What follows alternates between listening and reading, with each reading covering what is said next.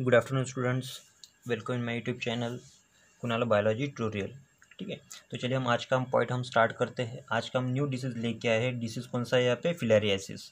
तो इसको हम फिलारियासिस को हम क्या बोलते हैं? एलिफेंटियासिस भी हम इसे बोल सकते हैं। ठीक है, तो जनरली जहाँ तक एलिफेंटियासिस की बात है या फिर लिम्फेटिक फिलारियासिस की बात है, ये जो डिसीज़ है वो स्पेशली हमारे बॉडी के बहुत सारे डिफरेंट बॉडी के एक्सट्रीमिटीज़ को मतलब इन्फेक्शन स्प्रेड करता है। ठीक है, तो ये डिसीज़ है क्या, ये कौन से मतलब पैथोजन से होता है या फिर इसका मतलब ये कहाँ पे अपनी इन्फेक्शन को स्प्रेड करता है या फिर इसका सोर्स क्या है, इसका मोड ऑफ ट्रांसमिशन क्या है, इन सारी बातों को हम इस पॉइंट में हम डिस्कस करेंगे। ठीक है, तो जो फिलारिसिस है ये होता है एक निमेटोड से। किसकी वजह से होता है? निमेटोड से होता है। जनरली हम इसे बोलेंगे ये एक वर्म्स होते हैं कुछ।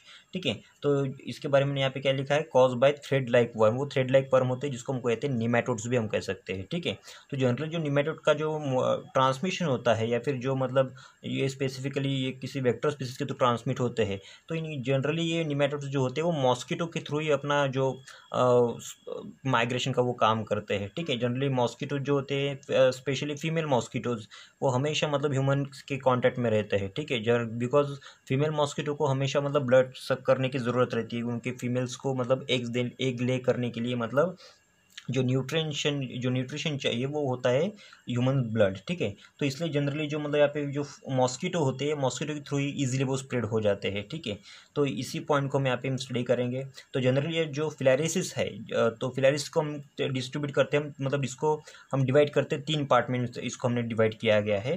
ठीक है, सबसे पहला जो है हमारा आज के हम पॉइंट में हम पढ़ेंगे तो वो पॉइंट कौन सा है यहाँ पे? लिम्फेटिक फिलारिसिस, जिसको हम बोलते हैं एलिफेंटियासिस, जिसको मराठी में हम कहते हैं हत्ती रोग भी हम उसे बोल सकते हैं। ठीक है, तो यहाँ पे लिम्फेटिक फिलारिसिस उसको हम बोलते हैं एलिफेंटियासिस। देन देखते हैं कि लिम्फेटिक फिलारिसिस जो है आपके इसमें नाम में ही लिखा गया होगा, आपको दिख रहा होगा कि लिम्फेटिक मतलब होता है कि लिम्फेटिक सिस्टम में इसका इन्फेक्शन वो स्प्रेड करता है। कहाँ पे स्प्रेड करता है? लिम्फेटिक सिस्टम में। फिर लिम्फेटिक सिस्टम के रिलेटेड जो भी ऑर्गन्स होते हैं वो वहाँ पे मतलब जाते हो गया लिम्फेटिक वेसल्स, लिम्फ नोड्स या फिर जो मतलब डिफरेंट बॉडी के ऑर्गन्स जो होते हैं वो वहाँ पे इन्फेक्शन को स्प्रेड करता है वो फिलारियासिस, इसलिए उसको बोलते हैं हम लिम्फेटिक फिलारियासिस और उसी को ही बोलते हैं एलिफेंटियासिस। ठीक है, यहाँ पे एक यहाँ पे पॉइंट क्लियर हो गया। Then second is a subcutaneous filariasis. ठीक है, तो ये सबक्यूटेनियस फिलारियासिस की जहाँ तक बात है तो सबक्यूटेनियस का मतलब क्या होता है? जो हमारे जो टिश्यू होते हैं, जो फिर जो स्किन होती है उस स्किन के मतलब लोअर वाला पार्ट में जो समझो हमारी कौन सी भी हमारे बॉडी की जितनी भी लेयर्स है स्किन की,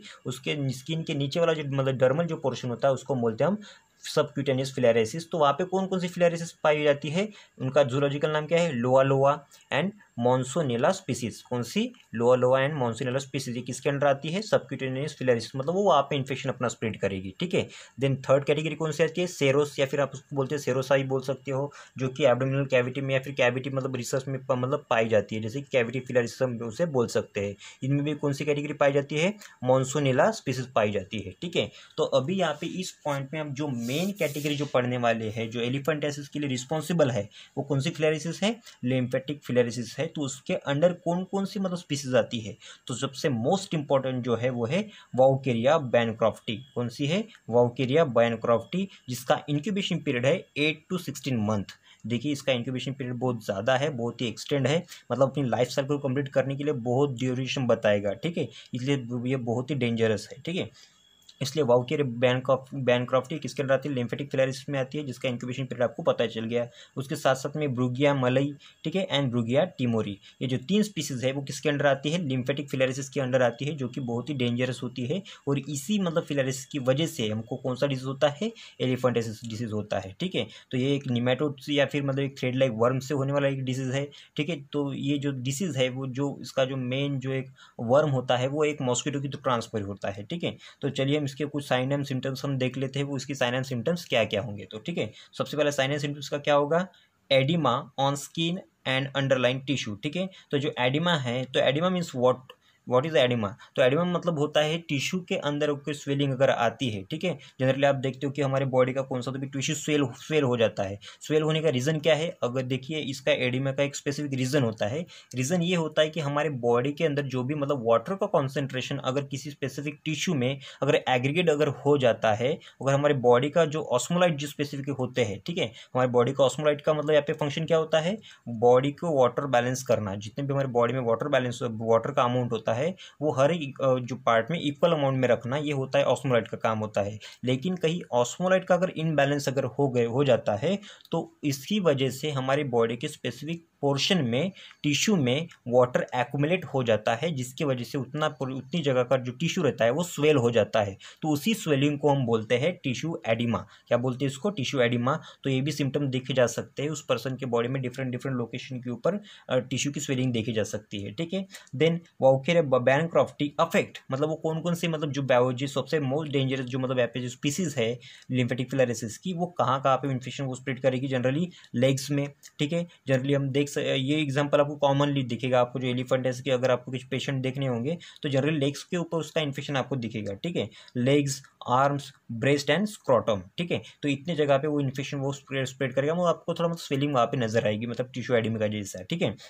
देन लिम्फेटिक फिलारिसिस वर्म लिम्फ जो है यहाँ पे वो कौन सी सिस्टम में एंट्री करती है? लिम्फेटिक सिस्टम में एंट्री करती है। ठीक है, जैसे कि मैंने बोला गया है। तो अब वो क्या वहाँ पे इन्फेक्शन स्प्रेड करेगी? It cause enlargement of lymphatic vessels. मैंने आपको स्टार्टिंग में बोला गया है कि जो मतलब लिम्फेटिक सिस्टम के अंडर आने वाले जो वेसल्स है या फिर नोड्स होते हैं, लिम्फेटिक्स नोड जो हम बोलेंगे, उसको वहाँ पे क्या करते हैं? वो इन्फेक्शन स्प्रेड करने के बाद उसको उसकी जो साइज होती है वो कुछ क्या कर देती है? वो एनलार्ज कर देती है। ठीक है, वो उसको एक्सटेंड कर देती है, जिसको वजह से मतलब हमारे बॉडी में एलिफेंटाइटिस जैसे डिसीज मतलब हो जाती है। इसको ही हम बोलते हैं एलिफेंटाइटिस बोलते हैं। ठीक है। जनरली मतलब जो lymphatic vessels and lymph node जो होते हैं उसका बहुत ही इंपॉर्टेंट फंक्शन होता है हमारे बॉडी में। जनरली लिम्फेटिक सिस्टम की इसके लिए होती है हमारे बॉडी में, मतलब जो लिपिड जो मॉलिक्यूल होते हैं उसको डिग्रेड करने के लिए या फिर उसको मतलब प्रॉपर तरीके से मैनेज करने के लिए लिम्फेटिक सिस्टम होती है। लेकिन यहाँ पे लिम्फेटिक सिस्टम ही मतलब क्या हो गई? यहाँ पे कोलैप्स हो गई है ड्यू टू द वॉल्केरे बैनक्रॉफ्टी, जिसकी वजह से हमको कौन सी डिसीज सफर होना पड़ रहा है? एलिफेंटाइटिस डिसीज सफर होना पड़ रहा है। ठीक है। देन इसका फोर्थ सिम्टम क्या है?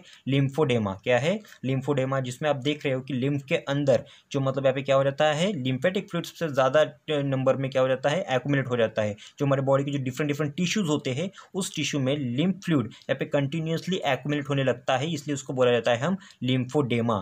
ठीक है। और क्या होता है यहाँ पे? हाइड्रोसिल भी होता है। हाइड्रोसिल मतलब जो हमारे जो स्क्रॉटम होता है या फिर जो हमारे टेस्टिकल्स होते हैं, ठीक है, जो कि मेल रिप्रोडक्टिव ऑर्गन का एक मतलब पार्ट होता है। ठीक है। तो उसी में हाइड्रोसिल मतलब क्या बोला जाता है? उसी जो टेस्टिकल्स होते हैं उसमें भी लिम्फेटिक फ्लूइड का क्या होता है? एक्यूमुलेशन पाया जाता है। ठीक है। जिसकी वजह से टेस्टिस का जो पोर्शन होता है वो स्वेल हो जाता है। ठीक है। तो ये क्या है? उसके साइन एंड सिम्टम्स होते हैं जो फिलारिसिस जो यहाँ पे इन्फेक्शन को क्या कर रहा है? वो स्प्रेड कर रहा है। ठीक है। इसके बाद भी हम देखेंगे इसका जो मोड ऑफ इन्फेक्शन है वो क्या है। ठीक है। मोड ऑफ इन्फेक्शन क्या है यहाँ पे? देखिए जनरली जो वॉल्केरे जो बैनक्रॉफ्टी जो है, ठीक है, जो कि सबसे मोस्ट डेंजरस है, जो लिम्फेटिक फिलारिसिस के लिए रिस्पॉन्सिबल है। ठीक है। तो वो क्या करता है? वॉल्केरे bancrofti is transmitted human to human body by female Culex mosquito. यह भी बहुत ही इंपॉर्टेंट क्वेश्चन होगा आपके लिए कि स्पेसिफिक कौन सा मॉस्किटो ऐसा है जो मतलब यहाँ पे इस इन्फेक्शन को ट्रांसमिट करने के लिए रिस्पॉन्सिबल है? वो कौन सा है?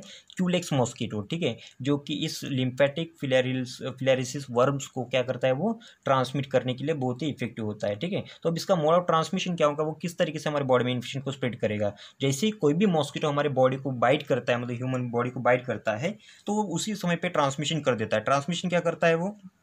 वो क्या करता है? एक्चुअल में ब्लड को तो सक कर लेता है, लेकिन ब्लड के सक करते ही वो अपने जितना भी उसका जो सलाइवा रहता है उसी सलाइवा के थ्रू जो भी पैथोजन हो गए वो हमारे ब्लड के थ्रू मतलब वो हमारे ब्लड में क्या कर देता है? वो एंट्री कर देता है। ठीक है। जिसकी वजह से वो कहाँ पे मतलब वो ह्यूमन स्किन के अंदर आ जाता है। लेकिन ह्यूमन स्किन के अंदर जैसे ही वो आ जाता है वो ब्लड के कॉन्टैक्ट में आ जाता है। लेकिन ब्लड के कॉन्टैक्ट में आ जाने के बाद वो स्पेसिफिक होस्ट वो देखता है कि उसको कहाँ पे जाना है। ठीक है। तो वो जहाँ पे भी जाएगा तो अपने वो क्या करेगा? वो टू मोल्टिंग स्टेज पे मतलब टू मोल्टिंग स्टेज मतलब क्या हो गया यहाँ पे? जो उसको जो मोल्टिंग स्टेज जो रहती है उसकी जो डेवलपमेंट कंडीशन रहती है, जैसे कि अगर हम देखेंगे तो एक larva and pupa and adult, ये एक स्पेसिफिक, ये मोस्ट ऑफ द टाइम क्या देखा जाता है कि एक स्पेसिफिक ऑर्गेनिज्म को अपनी लाइफ साइकिल कंप्लीट करने के लिए मतलब चारों स्टेज अब हम देखते हैं, किसी मतलब इंसेक्ट में देखते हैं या किसी वर्म में हम देखते हैं, निमेटोड के अंदर देखते हैं। तो स्पेसिफिकली पहले egg, larva, then pupa and adult, तो ऐसे कुछ स्टेजेस होते हैं, तो इसको हम बोलते हैं मेटामॉर्फोसिस हम बोलते हैं। तो ऐसी ये कुछ स्टेजेस जो होते हैं वो नजर आना चालू हो जाते हैं, बिकॉज वो कहाँ पे चलेगी? वो ह्यूमन बॉडी के अंदर चलेगी, ह्यूमन स्किन के अंदर चलेगी। तो अभी वो वहाँ पे वो सबसे पहले वो मैच्योर फॉर्म वो तैयार करेगी, जहाँ तक मतलब जब वो इन्फेक्शन को स्प्रेड करने लायक जब तक बन नहीं जाती, तो वो सबसे पहले वो कितने 2 मोल्टिंग स्टेज बताएगी। उसके बाद में वो एंट्री करेंगी लिम्फेटिक सिस्टम में। कहाँ पे एंट्री करेंगी? वो लिम्फेटिक सिस्टम में एंट्री करेंगी। एंड लिम्फेटिक सिस्टम के अंदर जैसे वो एंट्री करेगी देन वो वहाँ के वाई क्या बन जाएंगी, वो एडल बन जाएंगी, एंड देन लिम्फेटिक सिस्टम को क्या कर देगी, वो इन्फेक्ट करना चालू कर देंगे, लिम्फेटिक वेसल्स को इनलार्ज करेगी, लिम्फेटिक नोड को इनलार्ज करेगी, एंड देन जो एलिफेंटाइटिस जो डिसीज़ है वो इजीली हमारे बॉडी को मतलब वो क्या करेगा, अफेक्ट कर देगा। और या फिर अदर भी जो मतलब जो एडिमा जैसे हमको सिम्टम दिखने चालू हो जाएंगे, या फिर डिफरेंट बॉडी के लेग्स, आर्म्स एंड जो टेस्टिकल्स होते हैं वो इतनी जगह पे वो इन्फेक्शन को क्या करेगा, वो स्प्रेड करेगा और हम विक्टिम बन जाएंगे एलिफेंटाइटिस के। ठीक है, तो इसका क्या है, ये मोड ऑफ ट्रांसमिशन है, बहुत ही ईजी मतलब है इसका, मतलब ये बहुत ही फास्टली मतलब कवर करता है। लेकिन इसका इंक्यूबेशन जो पीरियड है मैं आपको बताया है लगभग मतलब 60 मंथ का मतलब यहाँ पे स्पैन ले सकता है मे बी। ठीक है, देन इसका जो मतलब डायग्नोसिस एंड ट्रीटमेंट भी मतलब यहाँ पे मिल गया है। ठीक है, साइंटिस्ट को बहुत ही जल्दी।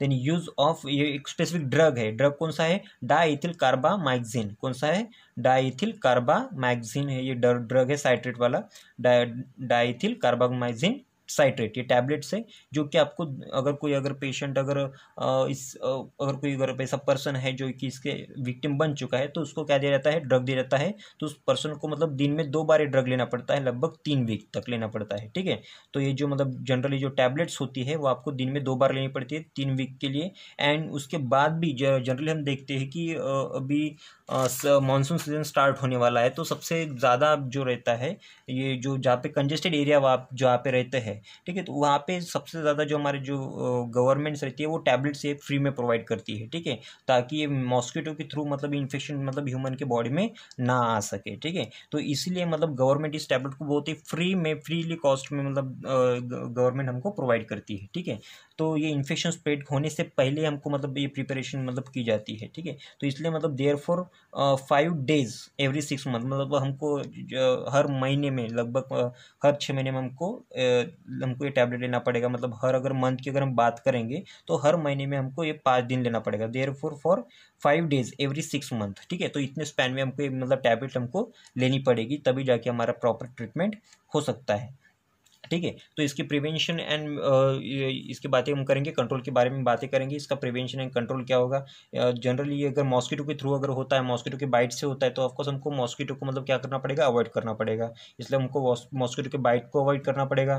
देन उसके नेट्स को हम यूज़ करेंगे जो कि मॉस्किटो को अवॉइड करने के लिए रिस्पॉन्सिबल रहते हैं। देन इंसेक्ट रिपेलेंट्स के लिए इंसेक्ट रिपेलेंट्स भी हम यूज़ करेंगे। Then eradication of mosquito is important for control of filariasis. ठीक है, मतलब जो अगर अगर मॉस्किटो अगर रहा तो इसके लिए बहुत ही मतलब डेंजरस बात होगी हमारे लिए कि हमको वो एलिफेंटाइटिस सबसे ज़्यादा कॉज कर सकता है। तो इसलिए हमको मॉस्किटो को रिपेल करने के लिए ऐसी मतलब सारी चीज़ें हमको अपनानी चाहिए। ठीक है, तो ये बहुत ही मतलब ईजीली मतलब इसका प्रिवेंशन एंड कंट्रोल है, लेकिन हम इसको अप्लाई करना पड़ेगा। ठीक है, तो आई होप आपको ये फिलारियासिस जो डिसीज़ है आपको समझ में आ गया होगा। तो अगर आपको वीडियो अगर आपको समझ में अगर आता है तो प्लीज़ वीडियो को लाइक करो, शेयर करो एंड सब्सक्राइब करो। अगर किसी स्टूडेंट को अगर प्रॉब्लम अगर जाती है वीडियो को समझने के लिए तो आप मुझे कमेंट भी आप कर सकते हो, या फिर सजेशन भी आप मुझे दे सकते हो। ठीक है, तो इस वीडियो को आपने कंटिन्यू देखना है। तो अगर किसी भी पॉइंट को अगर लेके अगर कोई अगर डाउट अगर आता है तो कोई भी स्टूडेंट मुझे आप कमेंट कर सकते हो। ठीक है, थैंक यू।